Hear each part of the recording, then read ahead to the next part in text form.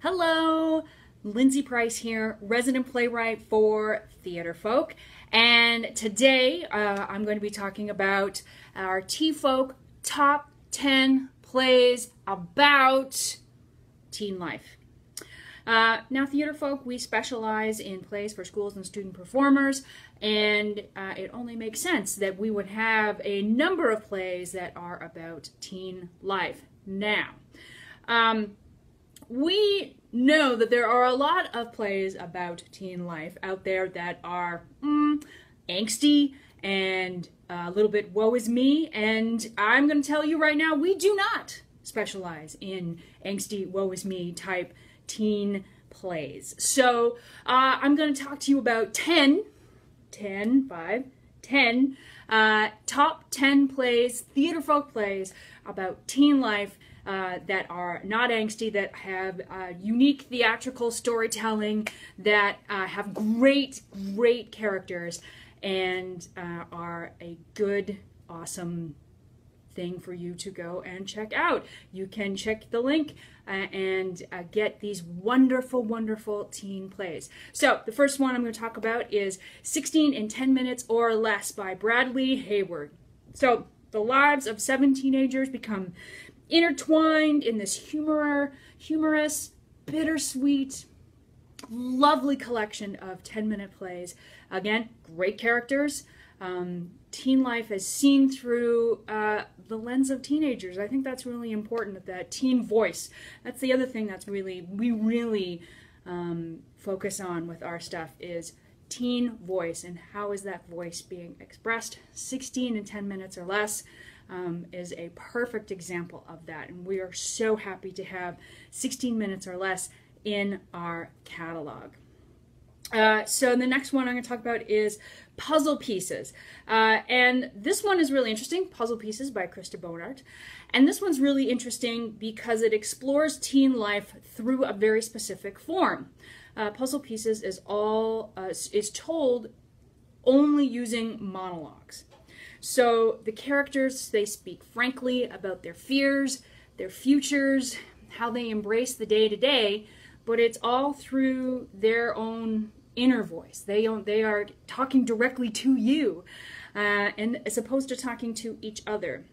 So not only are you getting this great insight and great look at teen life, you're also getting the opportunity for your students to explore a very specific form. Monologues are tough, and we always talk about how everybody should be doing monologues, well, not talking about it, but we do. Everybody does monologues in the classroom, in auditions, and it's it is a form unique to theater. So how awesome is it to have a play that is all monologue, specific to teen life, specific to teen voice.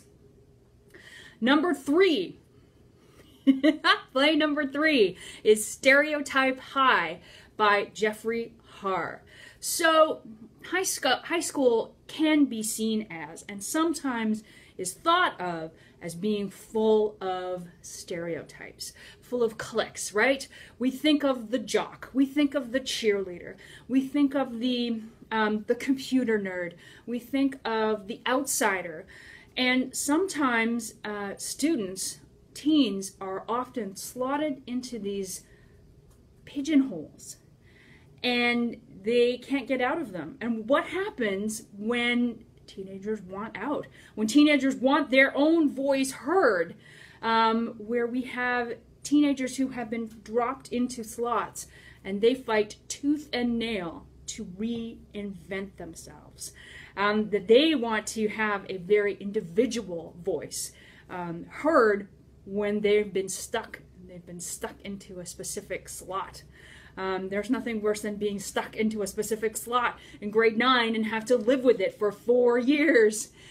So these characters are unique in that they have been put into a specific slot, and they want out. So that's Stereotype High by Jeffrey Haar. Number 4, Deep Poetic Journey into Something by Forrest Musselman. Love this title, love this play. We've got Jane, who is the main character here, and it's another thing about being put into a box and what happens when you want to try and break free. Jane wants to break out of her box, and that's a really great thing to say, but where do you start? And what happens when you start to look around at the struggle that it's going to take to be an individual, to have your own voice heard, and then maybe it's better just to stay inside, right? Sometimes all of us make that decision where, individual, I don't think I can be that. I think I'm just going to stay in my own little world, own little box. This one has a great opportunity for movement and shadow and a really theatrical look at being an individual, trying to get out, and maybe not, maybe fearing staying inside, you know, always wanting to color outside the lines, but what does that actually mean in human life? All right, next one, number 5, Stressed. Stressed, I love the description of this. Stressed is a teen symphony. It's by Alan Hanel. It is a small cast piece. Again, it uses the monologue form, but instead of just the voices speaking separately, there is lots of opportunity for interweaving of voices. So it actually sounds like music sometimes, as this quartet of characters is just being completely stressed, and they can't stop talking about stress. And it's like it becomes a symphony of sound and character. And it is, again, what an awesome opportunity for your students to not only have a great character, but to also explore a theatrical form, right? That's what we want for our students. We want them to not only have an interesting character, but to also explore a theatrical format in a new and unique way. So if you're going to have your students look at this topic of teen life, why not also have them look at this topic of teen life in a unique theatrical form, unique to theater, right? That's what monologues are. And then once we have actors talking over top of each other like this, I think that becomes such an interesting experience. So much fun, and so much fun, right? All right, because teen life, sometimes that's the issue of it, right? Sometimes it's not fun, and it is a struggle. And why not look at it in a unique way? Number 6, Pressure by me, Lindsay Price.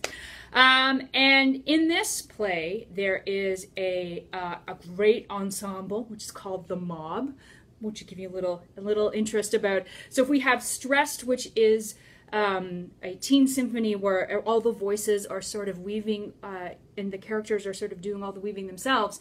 In Pressure, we have an outside mob that is sort of pressuring inside the characters, the 4 main characters, where we have Alex, who is a refugee who has the pressure of trying to fit in and be a typical teen, but he also is dealing with his past and that he doesn't know where his father is, you know, and his sisters run home and they turn on the taps and they can't believe that they have running water.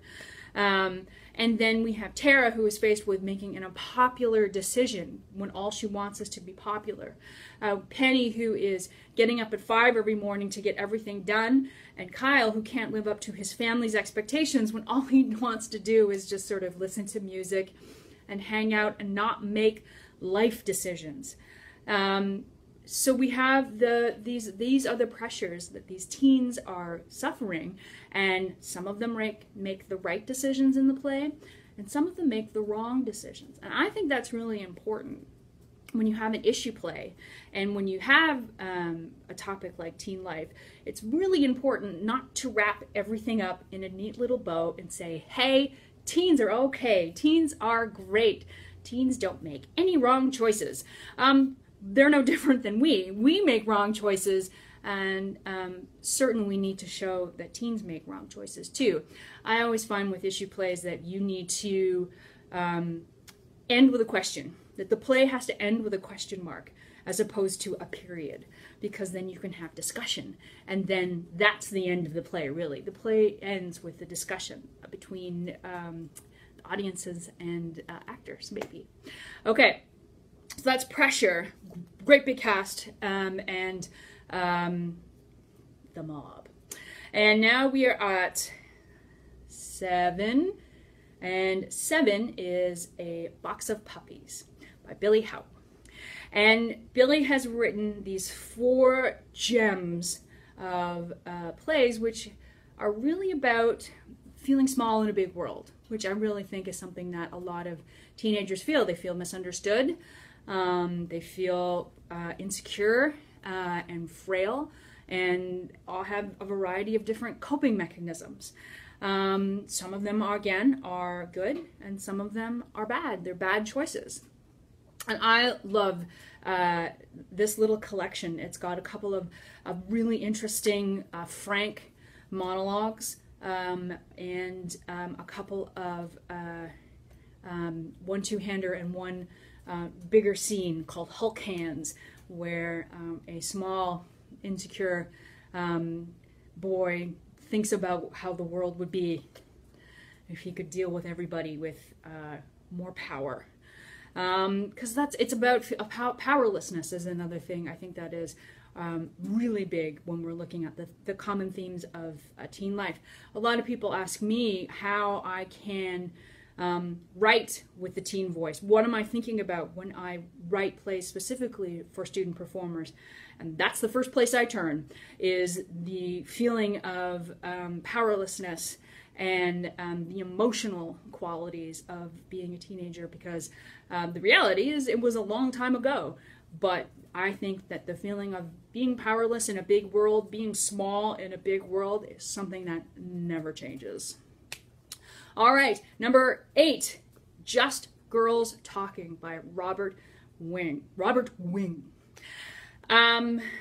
This is an all great piece for girls. You want interesting parts for girls. This has got them all over the place. And this is a nice, it is a traditionally structured piece where we have girls in a room, and essentially, metaphorically, the door is locked and they don't leave until the end. And what starts as a meeting to finalize some graduation ceremony details, some typical stuff, ends with one of the young women faced with a life-changing decision. So this is a head-on collision of values. Again, ending with a question mark. What would I do? That is the question at the end of, and it's really great. I love this title, Just Girls Talking, because it is that, here we go, that stereotype, that that idea of girls in a room talking about a topic. Oh, what serious thing could this lead to? Oh, it's just girls talking. And it's that simple title, which leads to something really quite complex, really interesting characters. Again, it's characters locked in a room and no one comes out till the end.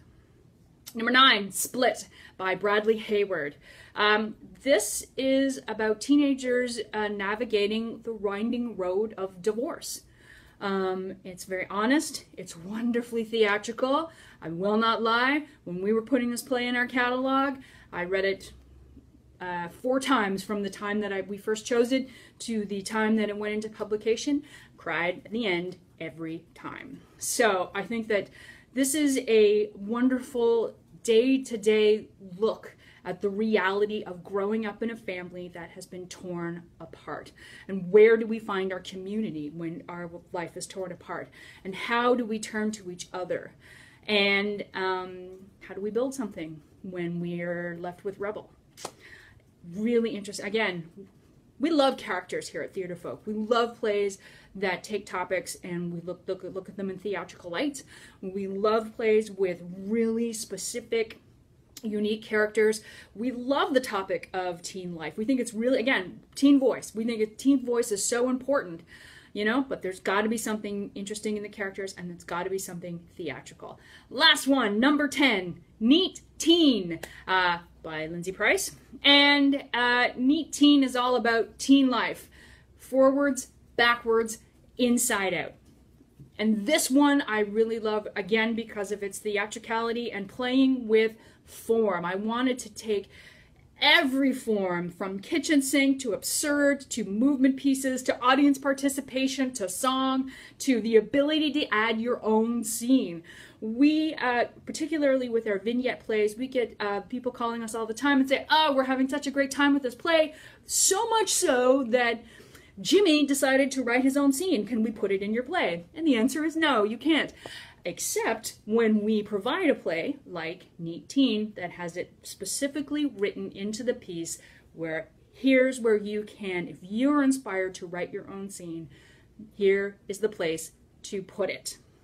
Which I really like being able to say, you know, in this play here, nope, it's got to be done as is. In this play here, you can take what you come up with, what your inspiration is, what your voice is in this wonderful topic of teen life, and add it in. Okay, so that was 10 plays, 10 TFolk Top 10 plays about teen life.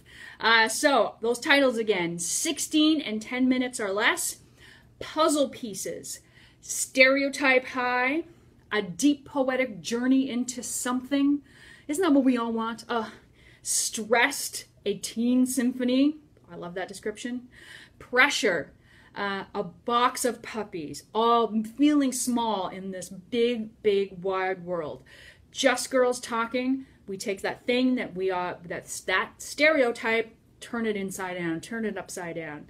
Split, wonderful thing that it shows being torn apart, and how do we bring ourselves back together. And Neat Teen, teen life, backwards, forwards, and inside out. So I hope that you will go and check out these titles. Click the link and get yourself some interesting, theatrical, character-driven plays all about teen life.